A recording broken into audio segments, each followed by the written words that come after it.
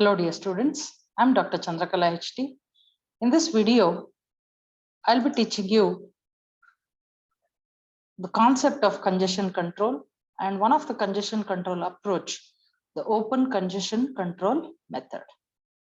We'll also be discussing the policies which are adopted in open congestion control techniques. First of all, let's see what is congestion control. Congestion is an important issue which arises in particularly packet switched networks compared to circuit switched networks which establish a virtual connection between sender and receiver and only then start to send and receive the packets. In packet switching networks, there is no such handshaking process which is done. Packets are routed in whichever route the packets can be sent at a faster rate. And in packet switch networks, there are more chances of congestion problem that would arise in the network. So congestion is a situation which happens in the communication network in which too many packets are present in some part of the subnet, or the communication network is overloaded with a lot of packets, which is more than its carrying capacity. Whenever congestion occurs, the network performance will degrade, the network will slow down, and a lot of delays will happen in the packet delivery, and you can expect some jitter as well where the audio and video is not syncing. So all these problems can occur due to congestion. So congestion in a network will generally occur when the load on the network is greater than the capacity of the network. So traffic overloading is the main cause for network congestion. In order to provide good quality of service, the network should make sure that it offers congestion control for its communication network.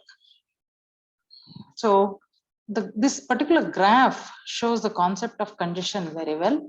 So here the y-axis indicates packet sent and x-axis indicates packet delivered. So here, if the packet sent and delivered, if it is moving on a linear line like this, that is the linear line on the graph, it indicates that the packets which are at the network for transmission are well within the capacity of the communication network. So that is the meaning of this linearity. As and until the graph moves linearly like this and reaches the maximum carrying capacity of the subnet or network, it means that it's a perfect situation of data transmission, which it is happening in the network.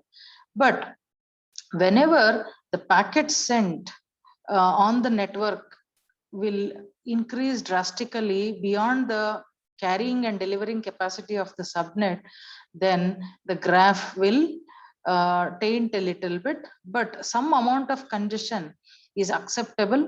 Okay, it's quite desirable. But if due to too many packets sent on the network, if the network capacity comes down like this, we call it as congested. So we want the performance of the network to be either linear or more than linear, which is desirable, but we never want it to come down because of too many packets in the network. So this indicates how congestion can happen due to too much of traffic which is offered for the communication network. So as soon as congestion sets in, you can see in the graph the performance of the network goes down, it degrades sharply. So the down curve here shows the degradation of network performance. Congestion control is a group of techniques which can be used to prevent the congestion in the communication network. There are two types of congestion control techniques: open loop congestion control techniques and closed loop congestion control techniques. In the rest part of the video, we'll be discussing only the open loop congestion control. So the closed loop congestion control will be discussed in my next video. The open loop congestion control it mainly aims at preventing the congestion before it happens. So it will prevent the congestion rather than handling the congestion after it happens. The open loop congestion control has a strategy or policy which avoids or prevents congestion before it happens. The congestion control will be the job of either the source or destination. So let us see some policies which are adopted in open loop congestion control to avoid the congestion before it happens. The first policy is retransmission policy. So in retransmission policy, the retransmission of packets are taken care. So if the sender feels that a sent packet is lost or corrupted, then it will have to retransmit the packet. So this retransmission might increase congestion in the network. Now to prevent this congestion, retransmission timer should be designed in such a way that the wait is little bit longer in order to avoid the congestion, and also the timing should be set in such a way that it will optimize the efficiency of the communication network. Sometimes the acknowledgement packet from the receiver might be delayed due to some problem. In such case, the sender might unnecessarily send the packet again. So this can be avoided by setting the timer little bit longer before it goes off. So this can dramatically reduce the congestion which happens due to retransmission. The second policy is window policy. Here, the windows, sender window and receiver window is used in sliding window protocol, which is used for error control and flow control.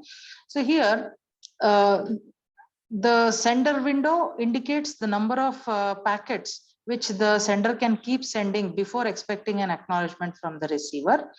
And receiver window indicates the total number of packets which the receiver can hold in its buffer before it can send an acknowledgement packet.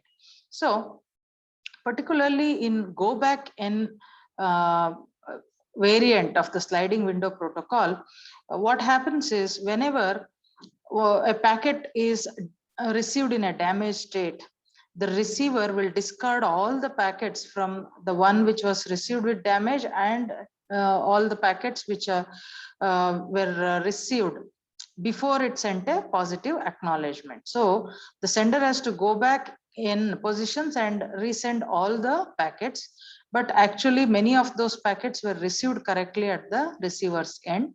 Now the receiver has discarded them due to an error in one of the packets.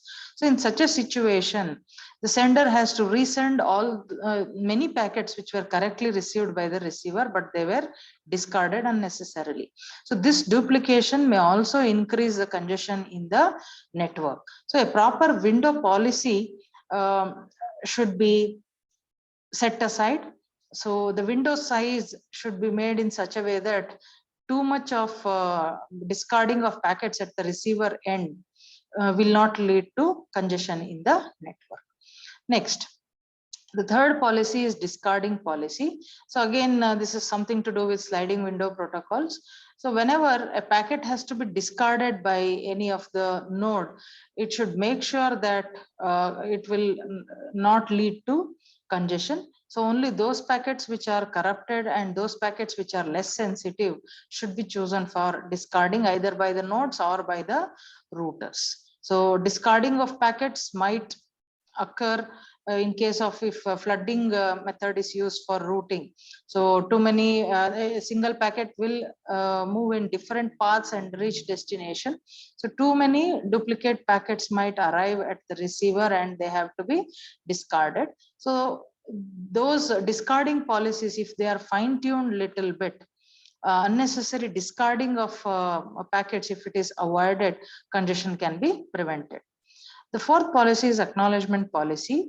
So acknowledgements are part of the load in the network, of course. So whenever a connection oriented service is provided by the transport layer, for every packet which is delivered to the receiver will send back an acknowledgement packet. So acknowledgement packets are they occupy equal load just like data packets. So in whenever an acknowledgement has to be sent, so there are two approaches. In stop and wait, every packet will be acknowledged by the receiver. And in sliding window method, a group of packets will be acknowledged by one acknowledgement packet. So the second policy, that is in sliding window method, where more than one packets which are received correctly are acknowledged by one single acknowledgement, is a better approach in order to avoid congestion.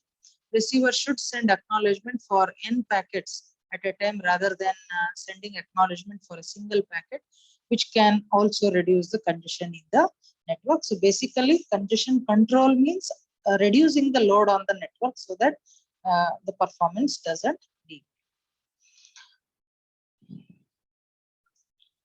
Next policy is admission policy.